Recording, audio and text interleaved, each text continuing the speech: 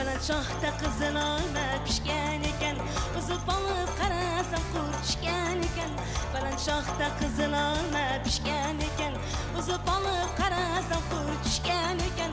Men almani ırgıt varsam udat saldı, tashlab ketar eken meni elega oldi.